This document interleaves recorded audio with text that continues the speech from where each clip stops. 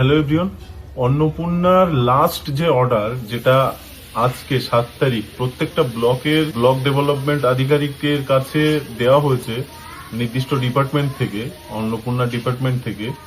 তো সেই অর্ডারটা আমি আপনাদের বলছি। আজকে প্রত্যেকটা ব্লকের বিডিও স্যারেদের সাথে একটা ভিসি হয়েছে নির্দিষ্ট ডিপার্টমেন্টে। সেখানে তাদেরকে যে অর্ডারটা দেওয়া হয়েছে, সেই অর্ডারটা হলো আগামী 10ই জুলাইয়ের মধ্যে যাদের আন্ডার এনকোয়ারিতে আছে প্রত্যেকের ভেরিফিকেশন শেষ হবে।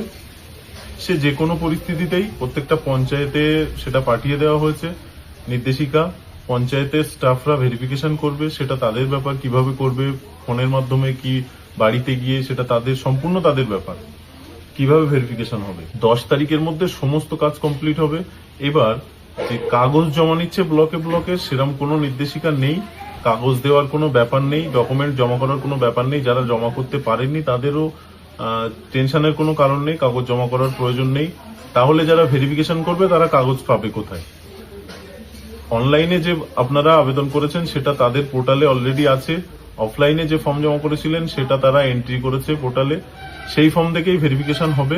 আপনাদের কাছে ফোনের বেশিরভাগটাই ফোনের মাধ্যমে হবে, যেটা আমি বারবার বলেছি। আপনাদের ইনকাম, অ্যানুয়াল ইনকাম চাওয়া হবে, মানে জানতে চাওয়া হবে। আপনার কটা রুম আছে সেটা জানতে চাওয়া হবে। আর কি হবে, 10 তারিখের মধ্যে ভেরিফিকেশন প্রসেস কমপ্লিট হলে টাকা পাবে কবে, এটা হচ্ছে মেন প্রশ্ন।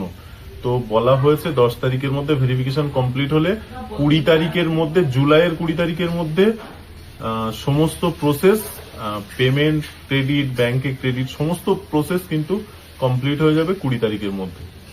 তো অবশ্যই ভিডিওটা শেয়ার করবেন। যারা যারা কাগজ জমা দিতে পারেননি, হয়তো টেনশনে আছেন, তো আপনারা টেনশন করবেন না। কোনো কাগজ দেওয়ার কোনো নির্দেশিকা দেয়নি, অর্ডার দেয়নি। আপনারা নিশ্চিন্তে থাকুন। যদি টাকা দেওয়া হয়, আপনার যদি ফর্ম অ্যাপ্রুভড হয়, আপনি 20 তারিখের মধ্যে টাকা পেয়ে যাবেন। রিজেক্ট হলে আপনি টাকা পাবেন না। তো ভিডিওটা অবশ্যই শেয়ার করবেন।